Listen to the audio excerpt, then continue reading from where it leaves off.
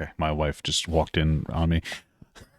Okay, so guys, as you can see, got a nice new hat today at the Disney Springs where I spent like $600. We didn't really shop throughout the park. I don't know. This is our last day. We're leaving tomorrow. Kind of upset about it. Yeah, I don't know. It just that's whatever. Anyway, that's not what this video is about. I will be doing like a full. We're gonna do a little blog. I'm gonna start a podcast when we get back, and that's the first episode we're gonna do. Is we're gonna talk about Disney, and then we're gonna try to connect with other content creators. So, we look on the lookout for that. Anyway, people are upset with Deaf Noodles because of his coverage with Ethan, and I found out about this. I think through Tipster, because Tipster either, I think the only things that Tipster looks at on his Twitter is either drama or girls that do OnlyFans. So there's that. But let's watch it. Oh yeah. I don't know. It just says real footage of Deaf Noodles seeing criticism.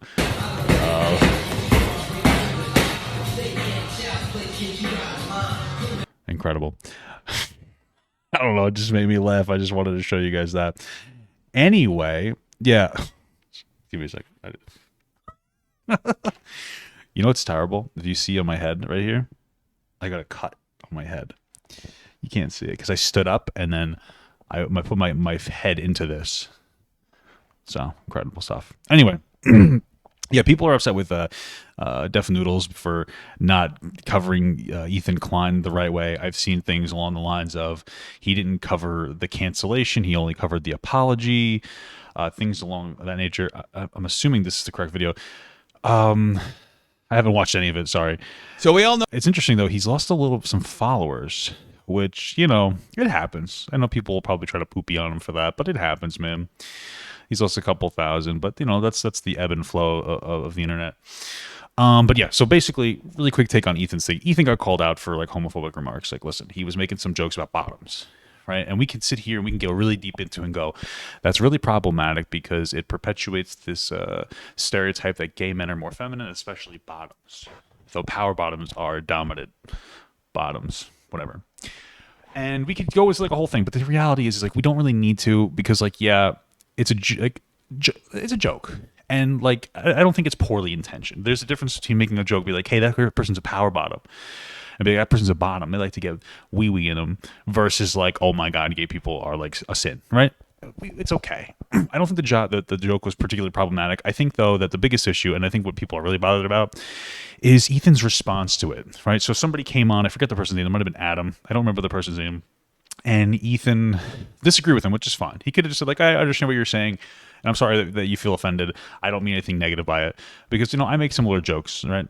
Sometimes I'll say, like, oh, this is kind of gay, like, as a joke. Like, oh, this is a little sus. It's not, it's not that deep. But people know that I'm just making a joke, and I'm well-intentioned. And I can empathize with being at a point in my career where, like, you couldn't tell I was joking because, like, there was, some sussy behavior behind me. We've all gone a little too left and right at times, but his response was like it was pretty inappropriate. I think he really was very insistent about asking the person, like, "Are you a bottom?" And he was being really, really, invading their privacy. Him and Dan had a meltdown about their Twitter, or excuse me, their Reddit. They were like yelling up. He's like, "I'm tired of this." It's like, okay. But Ethan does kind of put up the moral arbiter energy. And he seems like he likes to embrace like the more social justice-y crowd when it's convenient for him, because it feels good to be liked. Let's be honest. But when it doesn't suit him anymore, he kind of just like, okay, I'm tired of it. And I think Ethan's just struggling to find the balance between doing the right thing when it comes to advocating for marginalized groups versus navigating the incredibly toxic more leftist type people. Anyway, with all that being said, people are saying that Deaf Noodle's coverage is less than stellar. And here's a couple things that I do want to say. Well, the first thing I want to say is that a lot of people are calling him out that goes beyond the original the commentary sphere. I am slowly being introduced to like the commentary sphere, slowly making like acquaintances with people in the sphere, and it's a pretty tight-knit community. And it's a community I'd like to associate with, but probably not delve too far into, because it gets very clicky. Does that make it click? They're like groups. And I don't really want to, kind of. I feel like that might, kind of lead you in a lesson seller. You end up getting kind of caught up in some stuff, and sometimes, the flavor of the month, everybody's making videos about how Jelly Bean needs to, throw themselves off a bridge. It's just terrible stuff. Anyway, one thing I will say is of all the different sects of the commentary community, SECT, Def Noodles doesn't seem to be particularly liked. And I think that comes down to his poor coverage on a lot of topics, his kind of like shoot first, ask questions later type thing. And we all been there, but he seems to have a habit of that, and his like misreporting and things along that nature. So he's not really liked in the commentary community. And I think that like part of that energy is the reason why people are really going after him. But it goes beyond the commentary community now, and like a lot of people are calling him out. What I will say is that the biggest issue from what I've seen, and again, we're going to watch this video, is that he didn't really cover Ethan's like deplatforming, or not deplatforming, excuse me, that's like completely hyperbolic language. I didn't even mean to say it like that. Ethan's call out is what I meant to say. He didn't really cover it, but he covered the apology, so he didn't, that's what they're saying. And people are like, oh, you're biased towards Ethan. Here's the thing. Fundamentally, I think it's okay to be a little biased for somebody that you're friends with. But there's a fine line, right? So like if I'm friends with a person online, if I'm friends with somebody, that's probably because I know them decently. And so if they do something that people see as wrong, I'll probably give them the benefit of the doubt because like I know them. It's like your it's like your Italian best friend who just can't help but say really inappropriate things. You know what I mean? But he means well, but he just can't stop. And you're like, okay, I know what he means. Like he's not a bad guy. He just doesn't know. That's the kind of energy.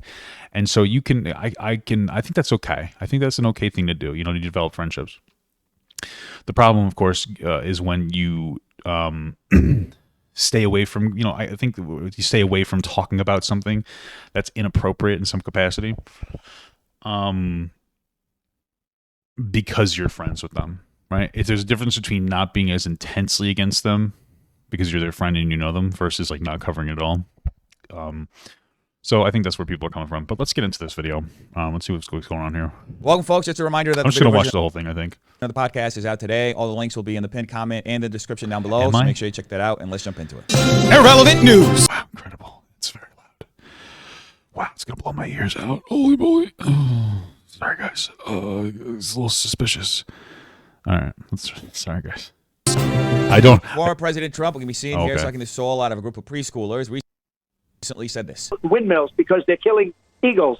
They're killing the bald eagle and I mean, I think windmills do kill a lot of birds, but okay. other eagles and other birds. Ah, yes. How can we forget? Windmills, the greatest threat to American democracy other than Vladimir Putin. They must be stopped immediately. And in non-dimension news, Ben Shapiro going to be seeing here. I feel like that happened a while ago, but okay. Trying to explain to a room full of gynecologists that vaginas are not supposed to get wet. Well, he recently got owned at a debate. I literally cited the DSM-5 in the speech, and it's called gender dysphoria. Listen, I don't know if Shapiro got owned necessarily. I mean, I disagree wholeheartedly on Ben Shapiro's trans take, other than probably like the sports aspect. But that person just kind of was belligerent, and so I don't know if it was really a Ben Shapiro own, but okay. Dysphoria, which is a term that I used throughout the speech, not gender You sound like a identity bozo, disorder, bro. which And has you get no identity pussy, disorder. and you can't even make your wife wet, bro. So what's good? That is the only way that I want to see people debate Ben Shapiro from now on, because who the fuck said that we should give this man and his limited brain power the opportunity to try to come up with some kind of logical argument as to why trans women do not deserve to have rights? Anyway, listen, man. Listen, I disagree with Ben on a lot of stuff, and I make a lot of political content. I think maybe personally, if I was Def Noodles, I probably would stay away from calling Ben Shapiro dumb, because like Ben's a smart guy. I think he's unironically, he might have autism. I'm not even like kidding. I watched a few videos about it where like they kind of like broke it down, which might I don't know, maybe it'll explain some of his inability to or his difficult, I don't want to say inability, but to like what am I trying to say, like communicate with some people or think outside of his own sphere. Maybe that's not why. But I personally probably wouldn't have went with that route, you know? But anyway, okay, that's not what this video is about. The way the conversation kept going, Ben Shapiro figured out a way to get his audience to applaud for him in the end, because after all, this was his lecture, which he was invited to do for the Young America's Foundation. But no matter how much applause Ben can squeeze out of those first-year college students, he will always be Ben the Bozo, who can't even get his wife wet. In other news, Hasan Piker recently tweeted this out. I call this as soon as Biden was elected, but Gamergate-style politics is back. Luckily, there are awesome YouTube... Oh, man. Def, what are you doing? I talked about this because this is very much in relation to Abba and Preach. content creators that I love a lot. They cover they're just really intelligent guys, and there's a whole conversation about trans women in sports. And it's what I agree with their perspective and a lot of other people's perspective is that like it's unfortunate, but trans women have a biological advantage. And all the preliminary studies that are coming out are supporting this. I think that from a commonsensical perspective, when it comes to a trans woman who went through male puberty, they do tend to have biological advantages, generally speaking, as a group. And I don't want to exclude trans women from anything because I think it sucks. But the reality is that if we don't and we socialize it so it becomes more normal for trans women to compete, you're going to see more and more trans women compete. And you're going to probably see a disproportionate representation. So let's say 1% of the population of women are trans and 1% of women or 99% of women are cisgendered. You're going to see probably a disproportion. So you'll have like in sports, you'll have like 5% or 10% of the women are trans, and versus like 95 to 90 to 95 being cis. And not only are you're most likely going to see disproportionately high representation of trans women in sports, but you're also going to see them go to the top because they have biological advantages. And it's the unfortunate reality. But the question here is like, do we allow trans women in sports or do we allow cis women? It really is that question. It sucks. I don't think that any trans person transitions just to be good at sports. I wouldn't doubt that very oppressive countries like China and Russia might force people to, identify as trans just to compete. I don't really know. That might be a bit of an exaggeratory perspective, but I wouldn't doubt it. But it's just unfortunate. And that this is a shot at Abba and Preach for the most part, possibly Destiny as well. I'd say myself, but I know Hasan knows who I am and he cries about me every once in a while, but I don't think that he knows my perspective on trans women in sports specifically, because he doesn't watch any videos on me. He just finally watched Abba and Preach's video. And that's what this is in relation to. And I just covered this in my last video. And I find it interesting the direction that Def Noodles is going in when it comes to some of his content. Into the more political realm. This is some like legitimate advice. I would probably maybe stay out of it a little bit if I was you. No offense. I don't think that you're interested. It's not even that I don't think that you're like, because anybody could like sit down and really educate yourself, but you have to be like very open to education on it, on these topics. They get very in-depth topics, but you don't seem interested. And so I would probably stay away from the virtue signaling on these topics potentially if we get there, because you're going to open yourself up to scrutiny from a lot of people in the political commentary sphere. And myself included, but I'm not as much into there as a lot of other people, and you might get like hardcore dunked on. And like this is some honest, friendly advice, brother. So I personally would stay away from it a little bit, but you do you. Essayists out there, and not everyone is doing the whole I'm a centrist but lose my mind at the thought of 5 trans women competing in sports shit. Who would have thought that they... By the way, this is another instance of Hasan memeing an argument. When he can't like formulate a reasonable argument, he memes it. So when somebody brings like a reasonable, like level-headed take, it's not like a lot of people are moderate left, moderate right. I think most people are. He just calls you a centrist and says like, you're just a centrist. And like there's the problem is that people look like Boogie 2988 is a fence-sitting centrist, and like that's where you get the bad rap for centrist, because it's like you just pick a middle side just to try to stay out of controversy. But most people that are like more moderate left, moderate right, they mostly that's just where they align. They don't like go like, oh, well, when it comes to trans people in general, they're not like, well, I could understand trans women are women, but also, I'm scared to go potty with them. That's a fence sitting bullshit take. If you get what I'm saying. Or it's like, oh, trans women are women, but I can understand why conservatives hate them. I get it, because I get why you'd hate a trans person. Like that's like a centrist. That's like a fence-sitting centrist take. So it's generally a meme when people call somebody is like a fence-sitting centrist in the way that Hasan is, or what he's trying to say, because it's just like a memeing. It's like, oh, you're spineless basically, rather than be like more of a radical left-wing person. And really, Hasan isn't radical left-wing. He's just a grifter, like genuine. Oh, maybe he's not. Maybe he's dumb, definitely. But he's just pandering to an audience for money. Dave Rubin and Tim Pool would be such an incredible inspiration for a whole new generation of right-wing content creators who happen to side with right-wing ideas while claiming to be the true progressives. You hear that, folks? It's a rumbling in a distance that eerily sounds like a man who only has one hat. I'm not a progressive. Don't say I'm progressive, and say I'm moderate with slightly left-leaning views on some policy. Our biggest audience faction identifies as libertarian. Yeah, I mean, Tim Pool's like pretty right. I don't know if he's super right-wing, but he's right-wing. I don't think he would ever say that he's a moderate progressive. I think he has like some video about how he escaped the left or something. Those videos are cringe, by the way. If you ever have a video like how I escaped the right or how I escaped the left, you're a cringe lord, honestly. Like, just that's just my opinion. We rag on Fox News all the time. We see you as authoritarians. Oh, I see Tim is doing the classic, I'm none of what you described, even though I speak to an audience as everything you described, but instead of addressing that, What? Hold on. What? Our I'm not a progressive. Don't say I'm a progressive and say I'm moderate with slightly left. I'm not a progressive. Don't say I'm progressive and say I'm a moderate with slightly left-leaning views on some policy. Our biggest audience faction identifies as libertarian, which is like more conservative. We rag on Fox News all the time. We see you as authoritarians. Okay, so he's more of like a moderate right-wing. I think that's how I'm interpreting it. Biggest audience faction identifies as libertarian. We rag on Fox News all the time. Okay, and then Hasan's original tweet. Okay. Okay. The left-leaning views on some policy. Our biggest audience faction identifies as libertarian. We rag on Fox News all the time. We see you as authoritarians. Oh, I see Tim is doing the classic, I'm none of what you described, even though I speak to an audience as everything you described, but instead of addressing that, I'm instead just going to turn around and call you exactly what I am. Tim, you're doing the very thing I'm making fun of right now, LARPing as though you're not a right-winger. If I were you, I'd worry about all these other guys gunning for your spot instead. This is not a substantive argument. You're always welcome to come on the show and have a real discussion on policy and the issues. I don't know about you folks, but I love these debate me bros on Twitter who are constantly pounding their chest and challenging everyone, just like the lankiest kid in your middle school class looking for somebody to arm wrestle so he... So here's the thing. Hasan is the largest political streamer and should be having these conversations. The thing is that, like, I understand, like, I don't like debate me bros either. From what I've seen of Tim Pool, he's not like a debate me bro. And this is another, like, memeing argument. Like, oh, you're just debate me bro. There are debate bros out there. And then there are people who debate to have like a reasonable conversation, right? There's a fine line between being a debate. You can usually identify a debate bro. This is what most debate bros do. They take what you're saying and they force it into their model. So there's basically like a spreadsheet that debate bros have, whether it's like tangible or just in their head, where they have a line of logic that they want to follow on every argument, and they can't deviate from that. So if you say something that goes outside of what they say, they just push you into that place so they can go through their line of logic, which is what Hasan does, right? So, for instance, Ab and Preach, they made this point. They said, like, listen, trans women are natural. However, hormonal transitioning is not a natural process, right? Like moving is natural, going from place to place is natural, but cars are not a natural thing, right? So that was their point. They were just saying, like, it introduces another level, and that's one of the reasons why they don't think the trans women should compete in sports with cisgender women. Hasan doesn't grasp the argument, and he just says, well, you're transphobic. Hasan is a debate bro. He's just really bad at it, which is why, like, he's getting criticized by leftists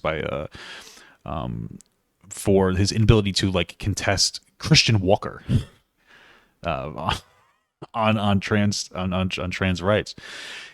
But he's the largest political streamer, and he should be looking at, if Tim Pool is this like terrible, like right wing whatever meme that he likes to present Tim Pool as, and I don't know Tim Pool particularly well, but then you should be like jerking yourself off and coming at the opportunity to go on there and own him, because then like you'll be able to, by your logic, de-radicalize Tim Pool's audience.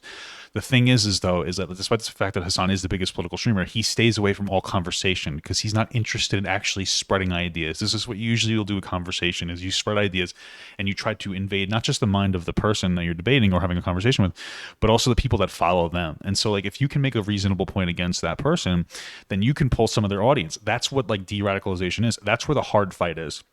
It's very easy to pander to your audience like Hasan does. He just says things that they want to hear. It's very difficult to change the perspectives of people. And so, like, Hasan isn't doing anything. And so, like, what you should be doing is, like, jumping at the opportunity to have a conversation with Tim Pool, because it would directly benefit your perspective.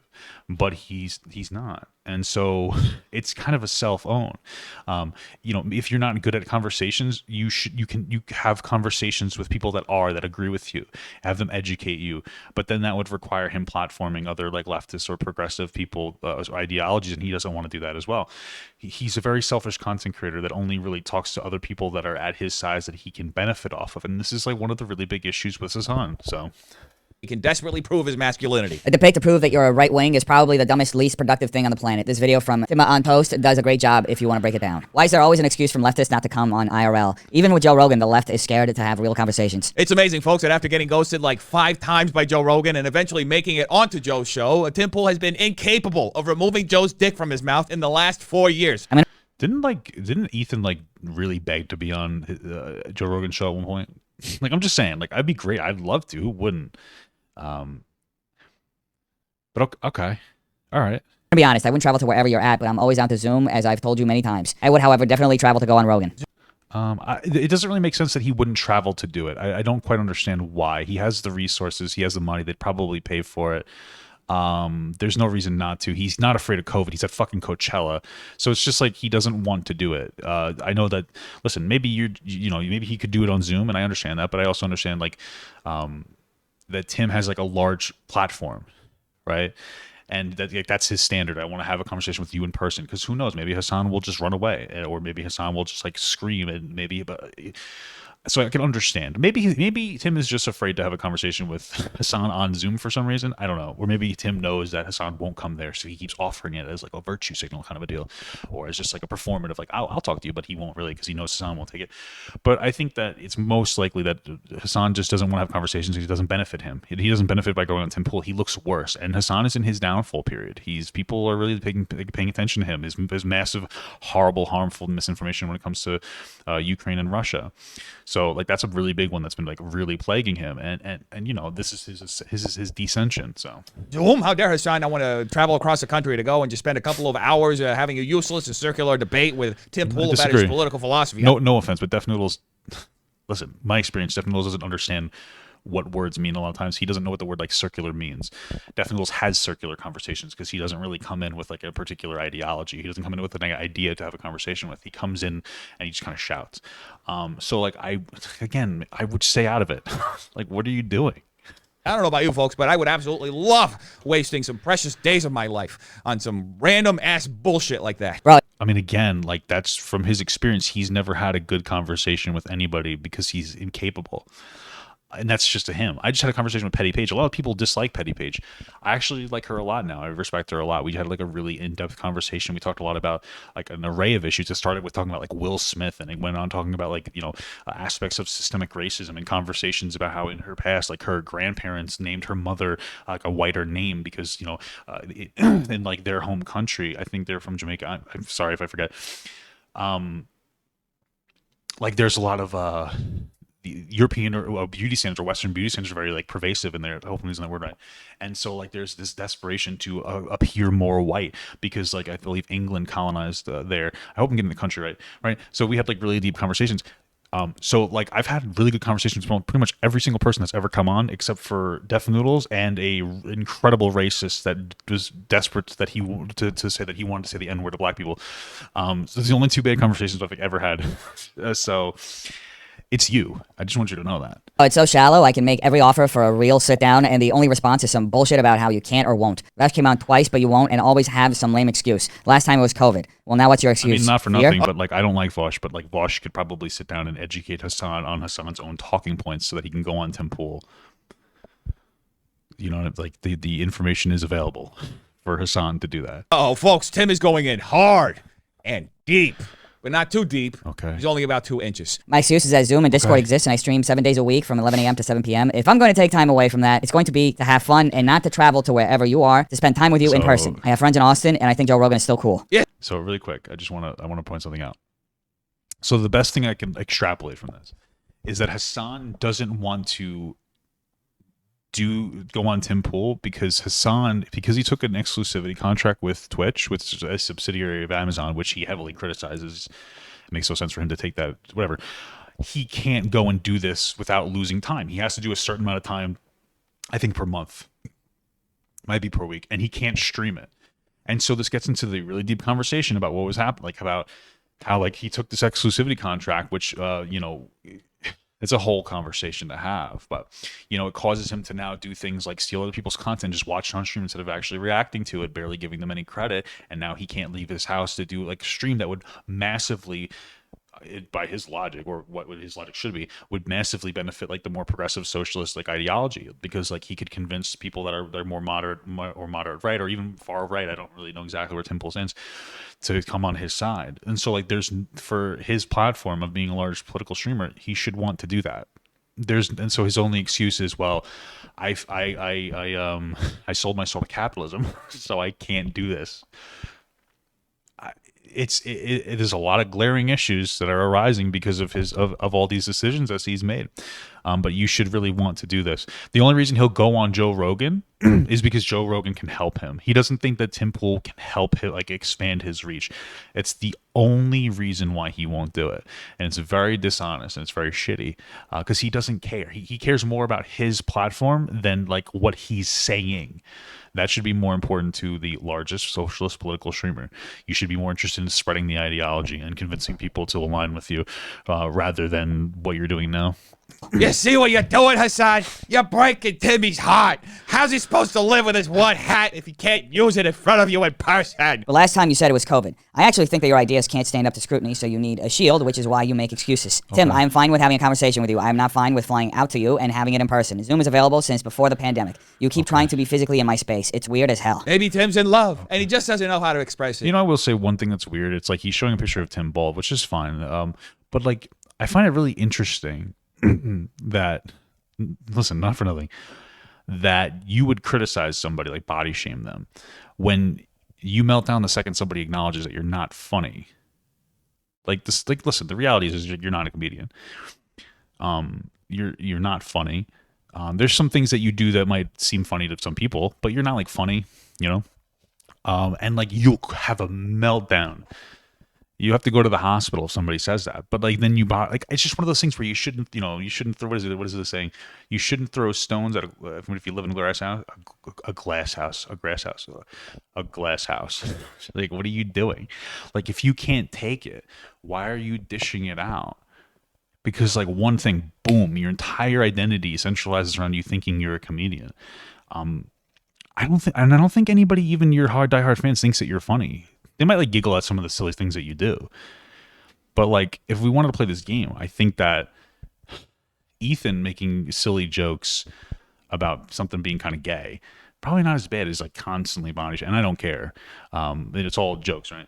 But, like, it's interesting that people are so, like, dead gung-ho against Ethan, which, to Ethan's credit, even though I think he reacted very poorly and so did Dan, I think Ethan's, like, a smart guy, and I think he's trying.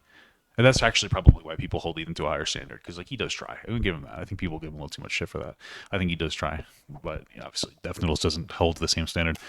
Damn you, Plato! Why'd you have to create platonic This was supposed to be about H3, and what are we doing here? relationships? And in other news, iDubbbz recently uploaded a video where he talked about some of the things he dislikes in the influencer boxing scene, from the fake beef to the fake bets, and he talked about how in his event in May 14th, he wants to make an event that's respectful towards the sport, and he also called out a person that we haven't talked about on the show in a while. I also want to make it very clear that the sport of boxing is not all about knockouts. And I don't want anyone to misinterpret or have their mind poisoned by people like Keemstar. It's going to be kind of hard to get the knockout. Are you going to go for the knockout? Or? This guy's talking like he's...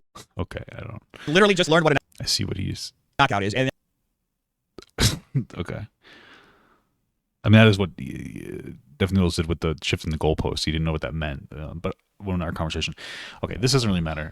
As if that is all of what boxing is. I think it'd be good for Keemstar to get some boxing experience under his belt. You know, if you're going to be running a boxing promotion company, you should probably have some knowledge of boxing, right? I think it'd be good if he got some sparring in. So, Keemstar, open invitation. If you want to come up to Seattle and get some experience sparring, I'd be more than happy to have you. That is actually a terrific suggestion from iDubbbz, and I'm 100% sure that this internet tough guy is definitely going to accept this. Also, iDubbbz, thanks for the invitation to spar. I have never trained for boxing, and I can't see myself ever boxing unless your friend Ethan Klein agreed to box me. Well, I guess a big internet tough guy isn't much without his Twitter. Well, what else did he say? However, So, iDubbbz, thanks for the invitation to spar. I have never trained for boxing, and I can't see myself ever boxing unless your friend Ethan Klein agreed to box me. Well, I guess a big internet tough guy isn't much without his Twitter fingers, huh? Anyway, folks, moving on to Ethan Klein. If you guys go some... Okay, there we go. Okay, I know we had to get the Keemstar in there. I get it. Keemstar is kind of shitty. Hopefully I can get him into my podcast and I can push him on some of the bad things that he's done in the past, but...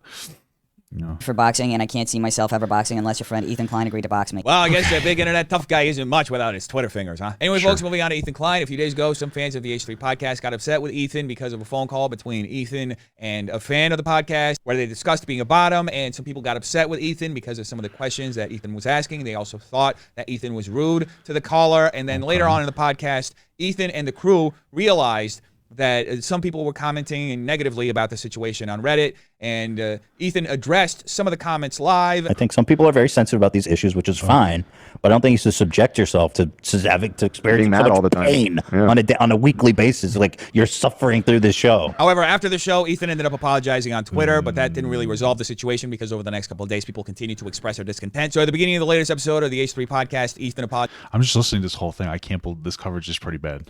Again, and then he explained some of his thoughts around this whole situation. Having said all that, which I genuinely feel, and especially, I was very insensitive to the caller, the whole pushing, the comment specific. Yeah, man. I mean, like, listen, there's not much to say. Def Noodles' framing of this was like incredibly charitable. Like we said before, it makes sense for Def Noodles to defend Ethan. They're friends in some capacity. Maybe not anymore after that very awkward award show they had.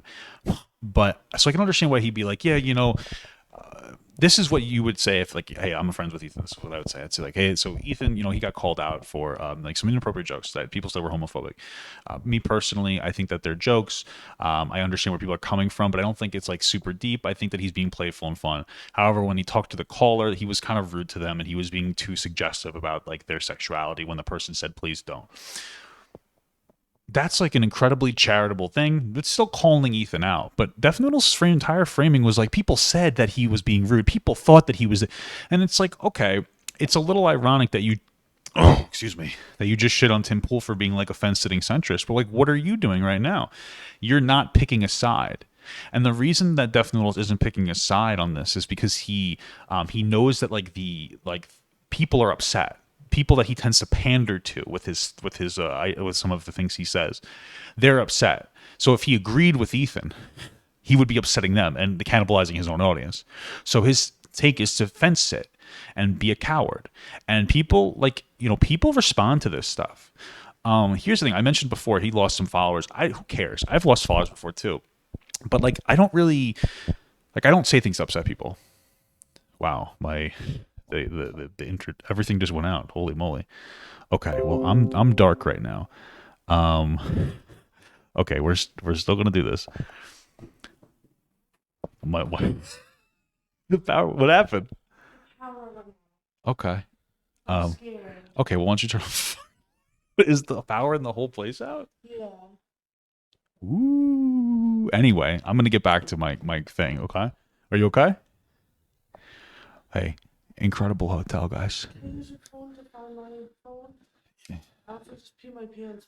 I'm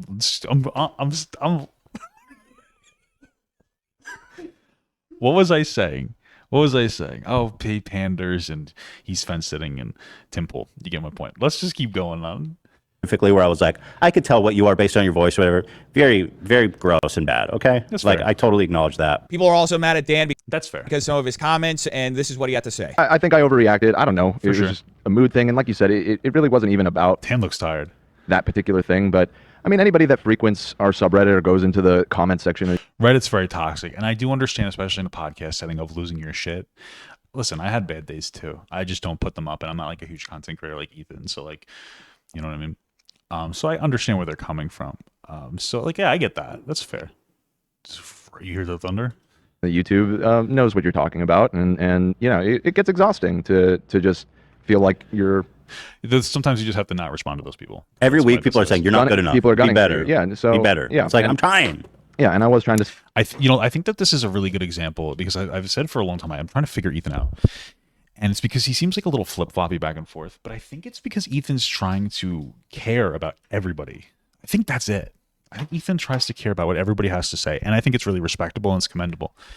But he puts him in a situation because you can't please everybody. Sometimes you kind of just need to be like, okay, this is the, you have to like be like, okay, this is what I'm going to do, and try not to care about the people who are just going to like bad faith everything you do. So I think that's what Ethan's issue is. I think he just cares too much. Fair enough, Ethan. Stand up for you a little bit. Now, some folks were also upset and speculating that Dan was making fun of the caller later on in the podcast, and this is what Dan had to say about that. The other criticism that I have been getting, which is really the reason that I was like, you know what, fuck this whole Twitter thing, is that I, at one point during the show, was mocking the caller's lisp. I don't know what the fuck they're talking about. That did not happen. That did not happen. Dan then explains it.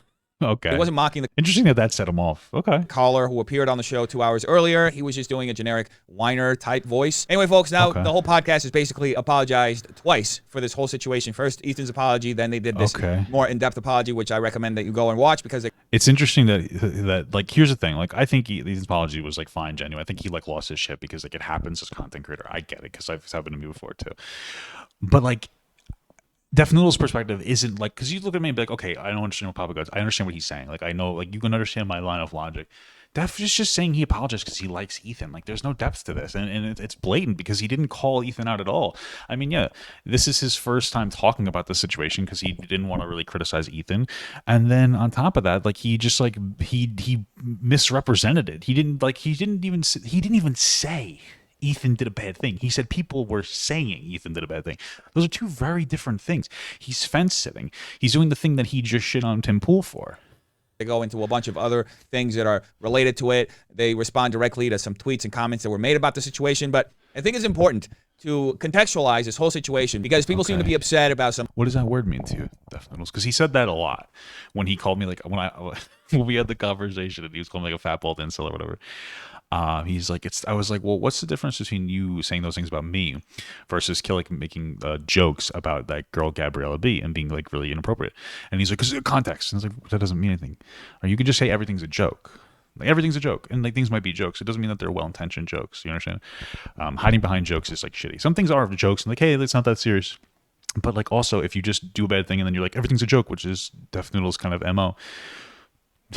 You know what I'm saying?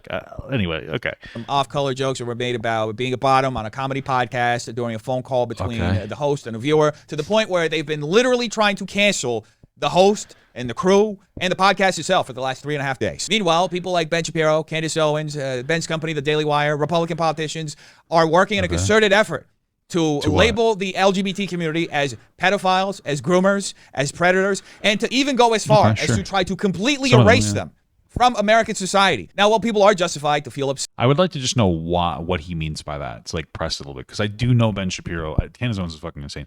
Ben Shapiro's general take on like trans people and gay people, it's not good. His take on trans people is that they need help and whatever. Which trans people with gender dysphoria, like it would be good for them to get help through like mental health counseling and gender affirming care.